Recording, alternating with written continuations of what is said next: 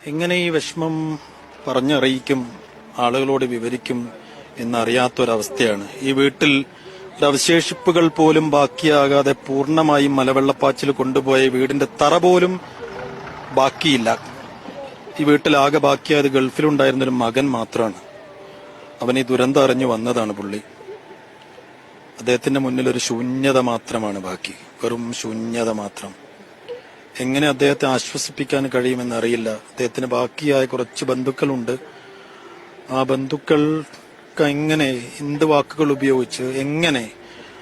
കാരണം അദ്ദേഹത്തിന്റെ ആ ഭാര്യയും മക്കളും അടക്കം ഈ മലവെള്ളപ്പാച്ചിലിൽ പോയി മരിച്ചുപോയി. ഈ വീട് പോലും ബാക്കിയില്ല.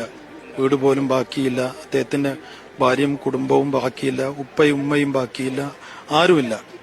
ഇത്രമേൽ വലിയൊരു ദുരന്തം ഒരു മനുഷ്യന് വന്നു ഭവിച്ചാൽ എങ്ങനെ അവർക്ക് ഉൾക്കൊള്ളാനാകുമെന്നുള്ള ചോദ്യത്തിന് ഒരാൾക്കും ഉത്തരമില്ല എന്നതാണ്. അപ്പോൾ ഈ മകൻ ഇപ്പോ ദുരന്തമറിഞ്ഞു വന്നതാണ്. അദ്ദേഹത്തെ ആശ്വസിപ്പിക്കാൻ പ്രയാസപ്പെടുന്ന ബന്ധുക്കളെ കാണാം. ഒന്നും കാണാനില്ല. വീടിന്റെ അവശിഷ്ടങ്ങൾ പോലും ഉണ്ടെങ്കിൽ ആശ്വസിക്കാമായിരുന്നു. ഒന്നും ബാക്കിയില്ലാത്ത, അങ്ങേയറ്റം വലിയ, പറഞ്ഞറിയിക്കാൻ പറ്റാത്ത വിവരണാതീതമായ ദുരന്തത്തിന്റെ മുഖത്ത് ഒരു മനുഷ്യൻ നിസ്സഹായനായി. 11 പേർ. എങ്ങനെ ഈ വിഷമം പറഞ്ഞറിയിക്കും, ആളുകളോട് വിവരിക്കും എന്നറിയാത്തൊരവസ്ഥയാണ്.